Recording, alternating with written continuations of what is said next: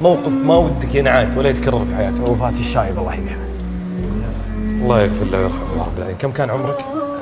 7 سنوات. 7 سنوات. تذكر ملامحه؟ نعم أذكر. أنا كنت مع أبوي الله يغفر له، كان رايح يجيب جدته أمه، وكنت معه ترى في السيارة لين طلعنا من الديرة.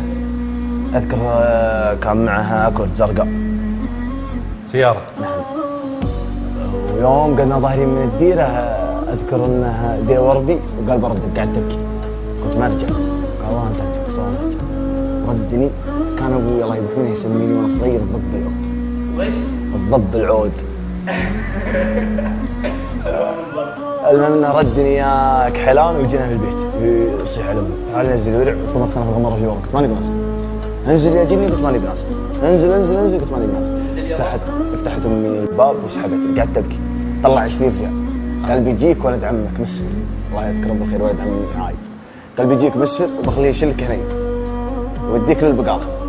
كان درس 4 عصر. كل هذه محاولات انك تنزل؟ اي نعم. نزلت انا نازل بالغصب. بس انا هذه المهم جلسنا طال عمرك 5 دقائق قال 10 دقائق قال له ولد عمي داخل علينا وانا انتظره عند باب الريج مسفر. قال مشينا. وشلني وديني البقاله. رجعت رحنا للغنم. جلسنا عند الغنم. علفت الغنم انا وامي. جلسنا يمكن 1.5 ساعة. أذن المغرب